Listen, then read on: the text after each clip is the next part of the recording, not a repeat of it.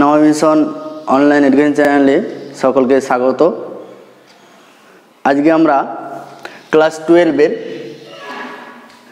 বায়োলজির unit 1 এর reproduction in organisms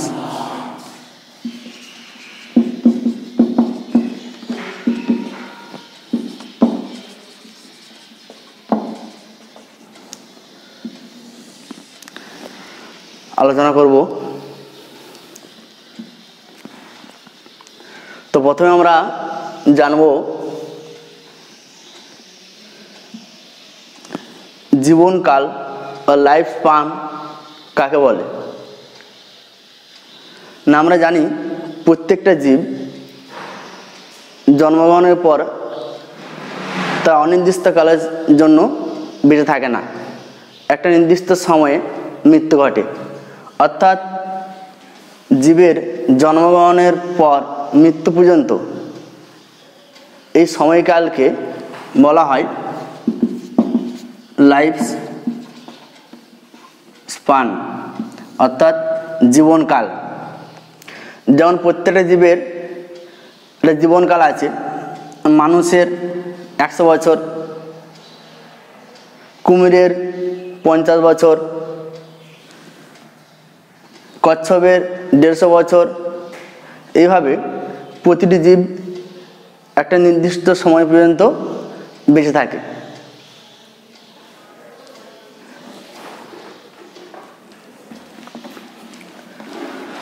তো আমরা এবারে রিপ্রোডাকশন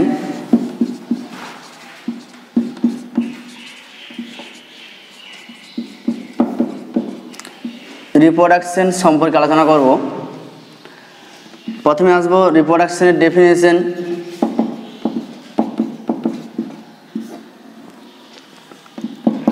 রিপ্রোডাকশন কাকে বলে?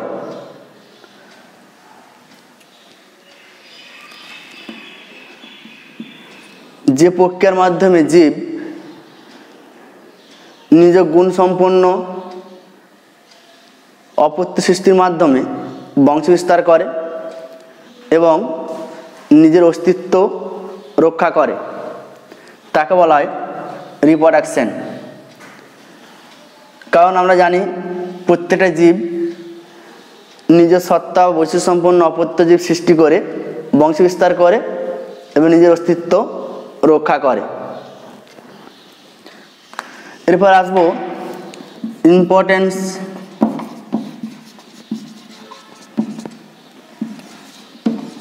অফ রিপ্রোডাকশন অর্থাৎ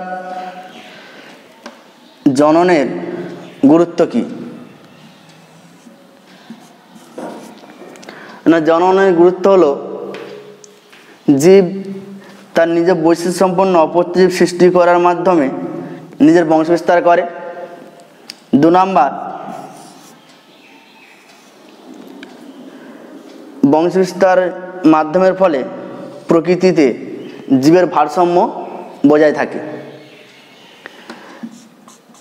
3 নাম্বার গুরুত্ব না সেক্সুয়াল রিপ্রোডাকশন অর্থাৎ যৌন জননের মাধ্যমে নতুন বৈশিষ্ট্যের আবির্ভাব ঘটে, যা মিউটেশন এবং ইভলিউশনে বিশেষ ভূমিকা পালন করে।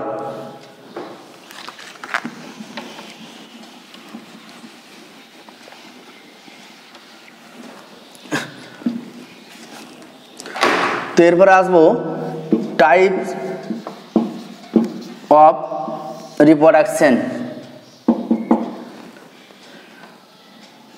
জননের প্রকারভেদ। জনন প্রধানত আমরা উদ্ভিদ প্রাণীর ক্ষেত্রে 2টো ভাগে ভাগ করি। এটা সেক্সুয়াল রিপ্রোডাকশন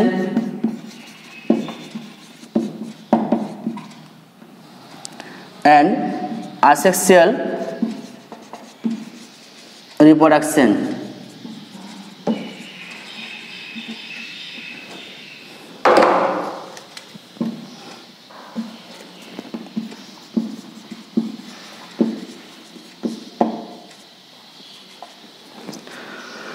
তো সেক্সুয়াল রিপ্রোডাকশন মানে হলো যৌন জনন, আসেক্সুয়াল রিপ্রোডাকশন অযৌন জনন।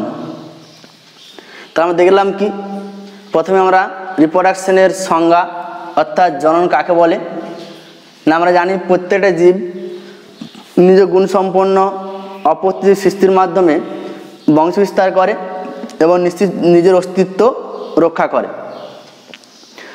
এরপর টাইপ অফ রিপ্রোডাকশন অর্থাৎ জননের প্রকারভেদ। উদ্ভিদ ও প্রাণীদের ক্ষেত্রে প্রধানত জনন দুটো ভাগে ভাগ করা যায়, এটা sexual reproduction and asexual reproduction. তো প্রথমে আমরা আলোচনা করব সেক্সুয়াল রিপ্রোডাকশন সম্পর্কে।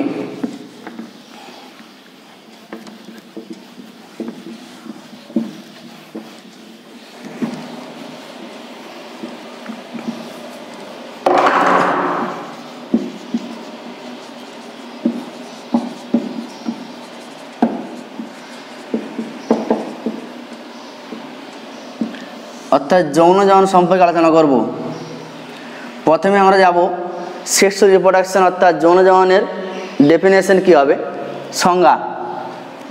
যে প্রক্রিয়ার মাধ্যমে কি হয়, পুং জননকোষ বা পুং গ্যামেট এবং স্ত্রী জননকোষ বা স্ত্রী গ্যামেট মিলনের মাধ্যমে অপত্য তৈরি হয়, যার মাধ্যমে বংশবিস্তার ঘটে।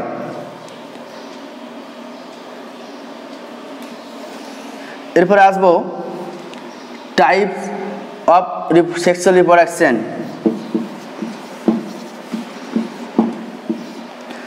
টাইপস অফ সেক্সুয়াল রিপ্রোডাকশন প্রধানত two type.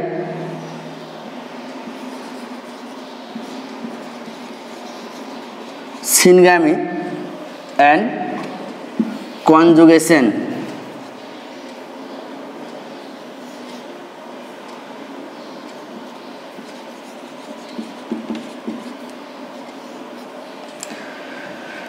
Syngamy and conjugation.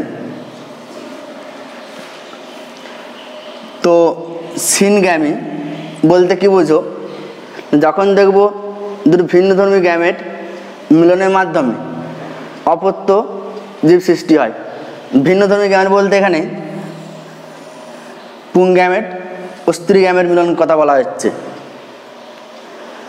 R conjugation বা সংশ্লেষ, এখানে দেখব একই প্রজাতি দুটি জীবদেহ যখন মিলনে অংশগ্রহণ করে তাদের নিউক্লিয় পদার্থের বিনিময়ের মাধ্যমে অপত্য সৃষ্টি হয়, তখন তাকে আমরা কনজুগেশন বা সংশ্লেষ বলছি। তো আমরা ডিটেলসে আসবো। প্রথমে আমরা সিনগ্যামির সম্পর্কে আলোচনা করব।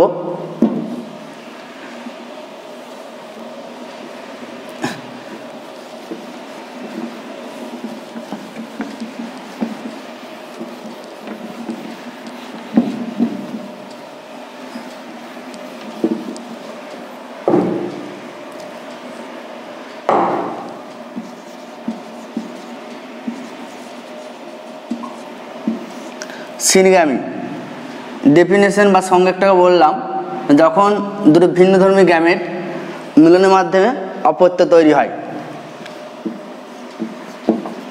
তখন আমরা তাকে সিনগ্যামি বলছি। তো টাইপস অফ সিনগ্যামি তিনটে পার্টে ভাগ করা যায়। আইসোগ্যামি, অ্যানাইসোগ্যামি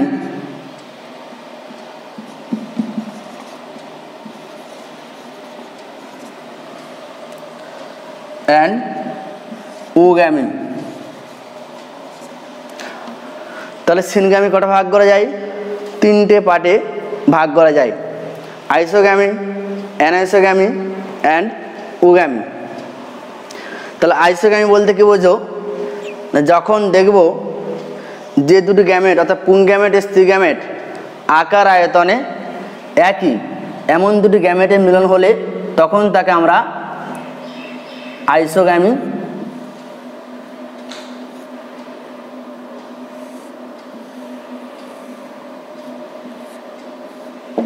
বলতে পারি।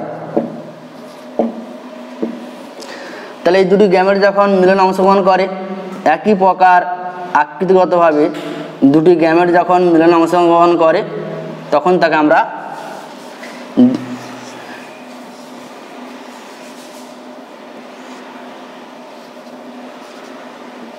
আইসোগামী বলছি।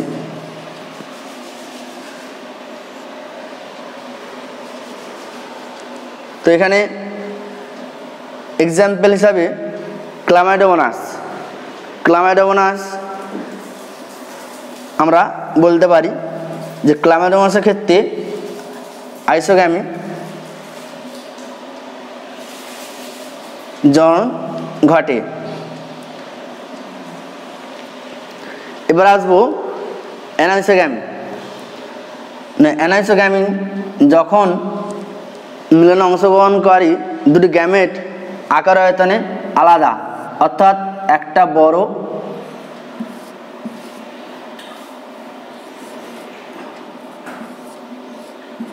একটা ছোট, অর্থাৎ ভিন্নধর্মী আকার আয়তনে ভিন্ন দুটি গ্যামেটের মিলন যখন ঘটে তখন তাকে আমরা অ্যানাইসোগামী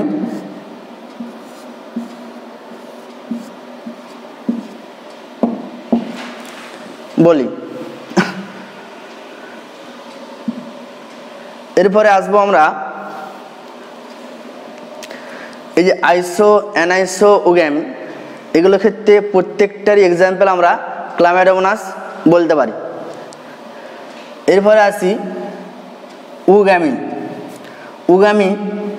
এখানে দুটি গ্যামেট অর্থাৎ পুংগ্যামেট আকারে ছোট এবং স্ত্রী গ্যামেট আকারে বড়, অর্থাৎ পুংগ্যামেট আকারে ছোট এবং সচল,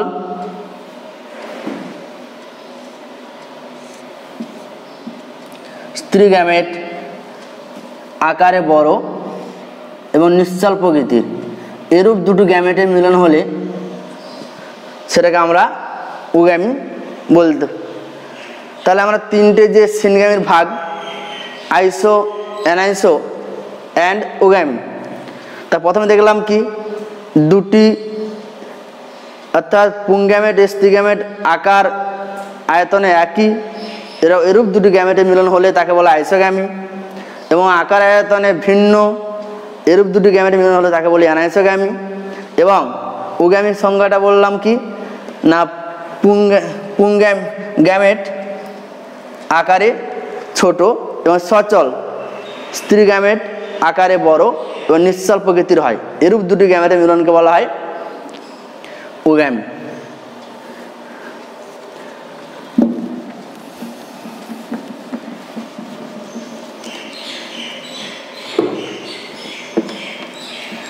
অর্থাৎ সিনগ্যামির দুটো ভাগ আমরা পেয়েছিলাম, একটা হচ্ছে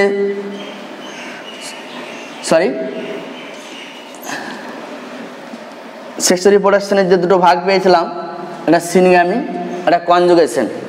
তো কনজুগেশন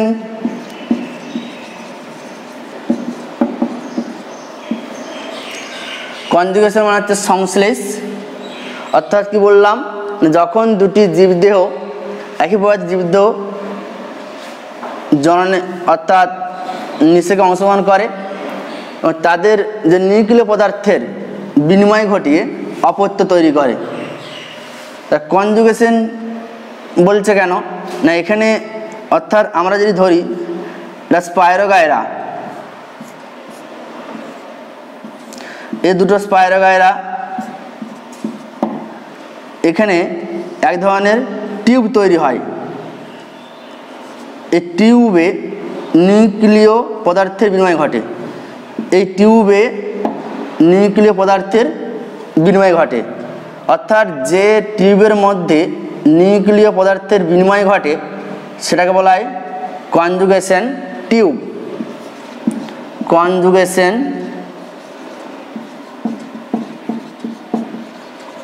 টিউব। আর যে দুটি জীব কনজুগেশনে অংশগ্রহণ করছে সে দুটি জীবকে বলা হয় কনজুগ্যান্ট বলা হয়, এবং নিউক্লিয় পদার্থের বিনিময়ের ফলে উৎপন্ন জাইগোটকে বলা হয় জাইগোস্পোর, উৎপন্ন জাইগোটকে বলা হয় জাইগোস্পোর। এভাবে আমাদের কনজুগেশন অর্থাৎ সংশ্লেষ ঘটনাটা প্রক্রিয়াতে ঘটে।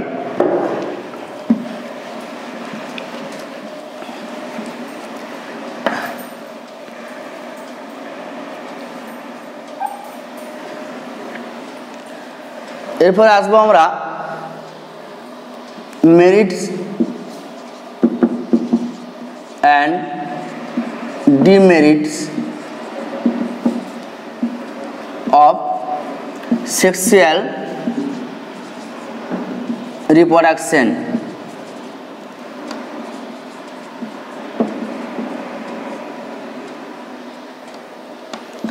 অর্থাৎ যৌন জননের সুবিধা অসুবিধা এগুলোকে আমরা গুরুত্ব আকারে লিখতে পারি। তো প্রথমে আসবো আমরা মেরিটস, সুবিধা কি। 1 নাম্বার, যৌন জননের মাধ্যমে যেহেতু দুটো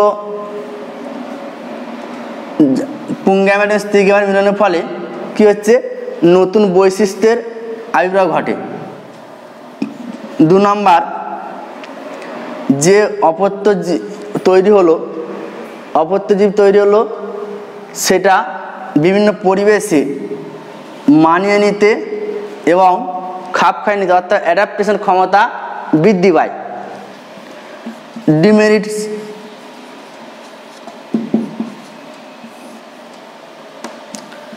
ডিমেরিটস অসুবিধা কি, যেহেতু দুটি জীবিত পুংজনন কোষ এবং স্ত্রীজনন কোষ প্রয়োজন হয় সেক্সুয়াল রিপ্রোডাকশনে, সেক্ষেত্রে অনেক সময় গ্যামেটের অভাবে জনন সম্পূর্ণ অসম্ভব হয়ে ওঠে। 2 নাম্বার, যৌন জননে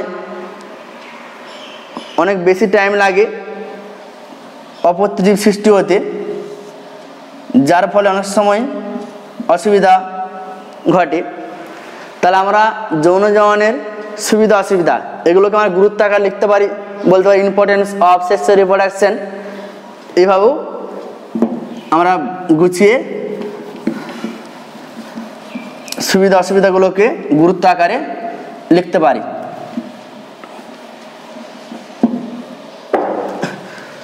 তো এরপর আসবো আমরা asexual reproduction।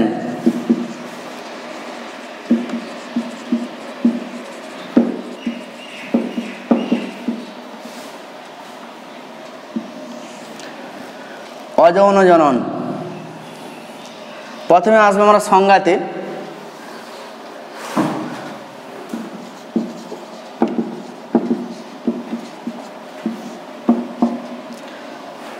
না, অযৌন জননের সংজ্ঞা কি, যৌন জননে দেখলাম কি, দুটি ভিন্ন ধর্মী গ্যামেট অর্থাৎ পুং গ্যামেট বা পুংজনন কোষ স্ত্রী গ্যামেট বা স্ত্রী জনন কোষ মিলনে অপত্য তৈরি হয়। এখানে কোনো গ্যামেট উৎপাদন ছাড়া এবং নিষেক ছাড়া যখন জীবদের কোনো অংশ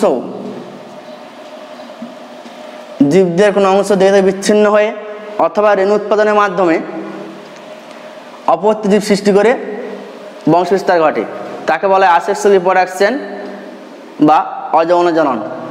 তাহলে কি বললাম না, গ্যামেট উৎপাদন ছাড়া এবং নিষেক ছাড়া যখন জীবদের কোনো অংশ মাতৃদেহ থেকে বিচ্ছিন্ন হয়ে এবং রেণু উৎপাদনের মাধ্যমে অপত্য জীব সৃষ্টি হয়, তাকে বলা হয় asexual reproduction বা অযৌন জনন। আমরা সেক্সুয়াল রিপ্রোডাকশনে বারবার একটা কথা বলছিলাম, গ্যামেট উৎপাদন অর্থাৎ সেক্সুয়াল রিপ্রোডাকশনের ইউনিট বা একক হলো গ্যামেট। এখানে তেমনি asexual রিপ্রোডাকশনের একটা কথা বললাম সংজ্ঞাতে, রেণু বা স্পোর। এখানে হলো asexual রিপ্রোডাকশনের একক হলো রেণু বা স্পোর। তাহলে সংজ্ঞা কি বললাম, গ্যামেট উৎপাদন হচ্ছে না, নিষেক ঘটছে না, মাতৃদেহের কোনো অংশ দেহ থেকে বিচ্ছিন্ন হয়ে অথবা রেণু উৎপাদনের মাধ্যমে বংশবিস্তার ঘটে। তাহলে এখানে আমরা দুটো জিনিস ব্যবহার করছি, জনিত্রীজনু অপত্রজনু। জনিত্রীজনু বলতে এখানে যদি বাবা মা, আমার বাবা মা জনিত্রীজনু, আমি হলাম অপত্য। তো তাহলে এবার আসবো অ্যাসেক্সুয়াল রিপ্রোডাকশনের কিছু ক্যারেক্টার যদি তৈরি করতে যাই আমরা, এখানে দেখলাম কি 1 নাম্বার বলতে পারি এখানে কোনো গ্যামেট প্রয়োজন হয় না ও নিষেকের প্রয়োজন হয় না। 2 নাম্বার একটিমাত্র জীবদেহ থেকে অপত্য জীব সৃষ্টি হয়। 3 নাম্বার ক্যারেক্টার বলতে পারি অর্থাৎ জনিত জীবের সমগুণ সম্পন্ন অপত্য সৃষ্টি হয়। 4 নাম্বার বলতে পারি অনেক অল্প সময়ে অনেক বেশি অপত্য পাওয়া যায়।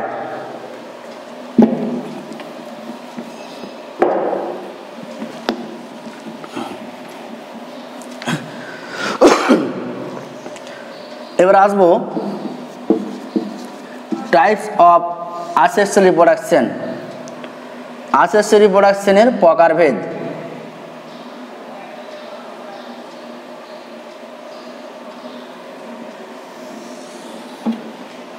তো অ্যাসেক্সুয়াল রিপ্রোডাকশনে fission,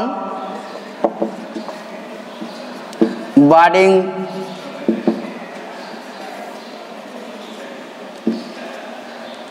spore formation,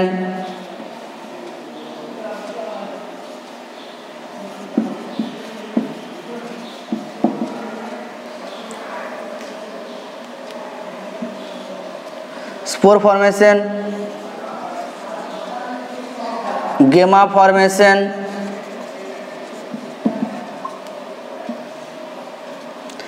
fragmentation,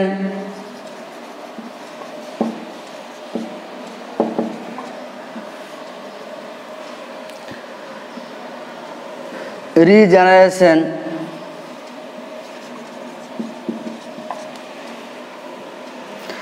fission, budding, spore formation, gemma formation, fragmentation, regeneration.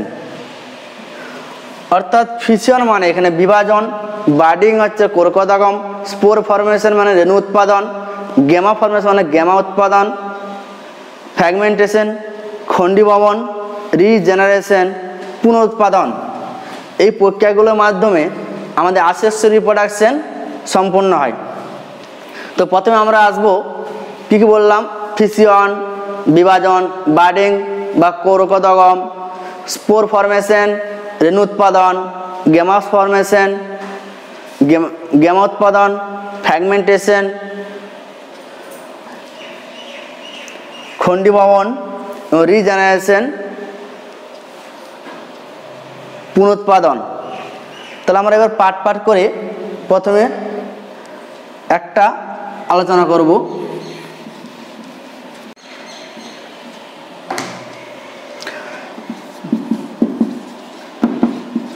Fission অর্থাৎ বিভাজন। তো বিভাজনকে দুটো পার্টে ভাগ করা যায়। একটা হচ্ছে বিনারি ফিশন অ্যান্ড মাল্টিপল